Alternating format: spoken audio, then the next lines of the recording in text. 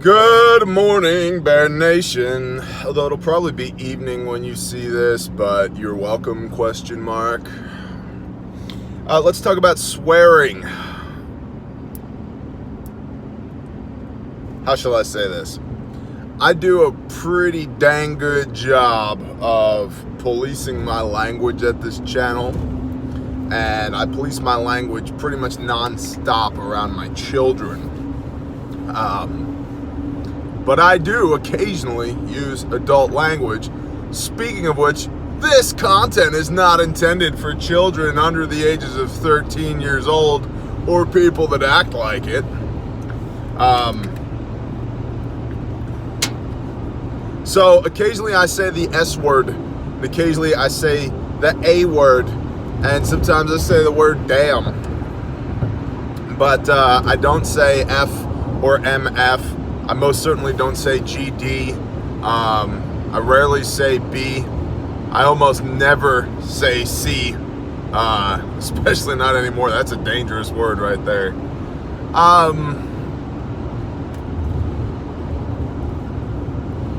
Swear words are like seasoning for language. It's like you can coat your regular speech in unseasoned flour and try and fry it, and it's gonna taste like crap. You sprinkle some seasonings into that flour, and now you coat up your chicken fried steak or your chicken tenders or whatever, and you fry those suckers up. Man, they're delicious. But everybody likes different amounts of seasoning on the stuff that they're being fed. So yeah, that's what you call a parable right there.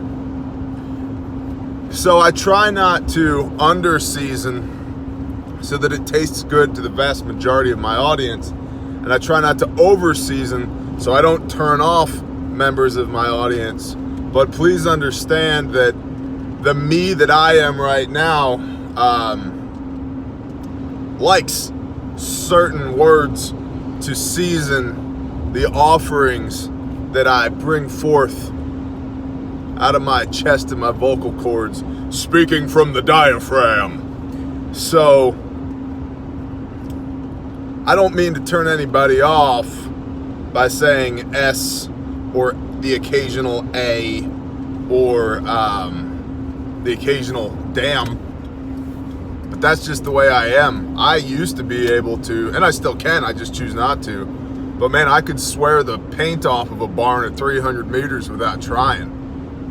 And it's only through the refining of my soul that I don't behave like that anymore. But I have found myself at times in videos wanting to make a point and having a word on the tip of my tongue and policing myself and losing a modicum of radical candor because of that. And so I'm going to actively choose not to do that anymore. And I hope that you understand that I may occasionally say a bad word, but bad is relative. And, people say, you call yourself a Christian with a mouth like that? It's like, actually, I don't even do that. I'm a follower of Messiah. If being Christian means behaving the way that the vast majority of modern Christians behave, hell no, I'm not a Christian. I don't want any part of that nonsense. I believe in Yeshua HaMashiach, Jesus the Christ, and I follow his example. I most certainly don't follow the example set in modern churches by modern pastors. I'm good, thank you. So, yeah, I firmly believe that I can love the Lord my God with all my heart, with all my soul, with all my might, love my neighbor as myself, and say the occasional four-letter word as well. And frankly, I think that's one of the things that makes me relatable to a lot of y'all.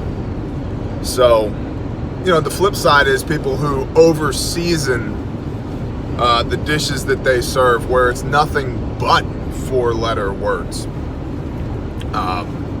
Swearing for the sake of swearing, or cussing for the sake of cussing, a lot of times with that, I'm like, what are you trying to cover up with that? But occasionally, you need to accentuate a point with a little sprinkling of S-bomb or whatever. So, please understand that I'm not trying to alienate anybody, but I'm also not trying to hold anything back when I'm communicating. And I find that there have been times where I have derailed my train of thought because I'm policing my own speech as it's coming out of my mouth. And I will not do that anymore. So, yeah, there you go. There was one other thought I had on this, but it's totally escaped my feeble trap of a mind. And if it returns, maybe we'll have swearing part 2.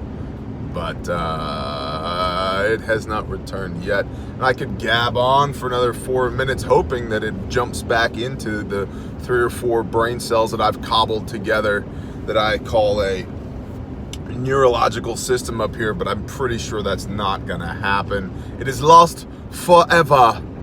So be it. We will mourn the loss of you, relative thought.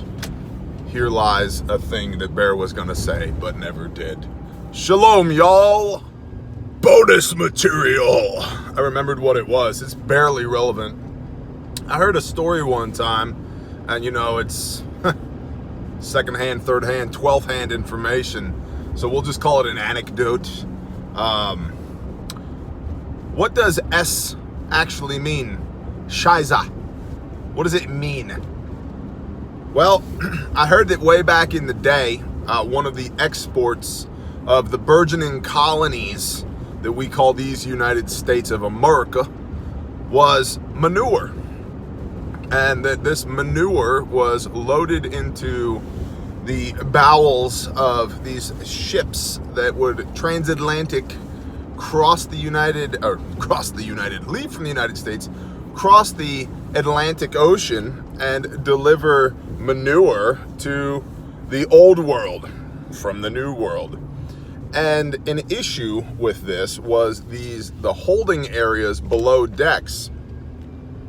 As the manure would decompose, methane would be released, and it would gather below the deck but above the manure, and there would be a pocket of methane gas. And then some dude would go down below decks to have a look at the lovely pile of manure holding a candle, which would ignite that methane and blow the ships up. So, manure was, and a lot of times, as I understand it, again, anecdotal, they'd put it in like crates, and they would stamp on the side of the crate SHIT for stack high in transit.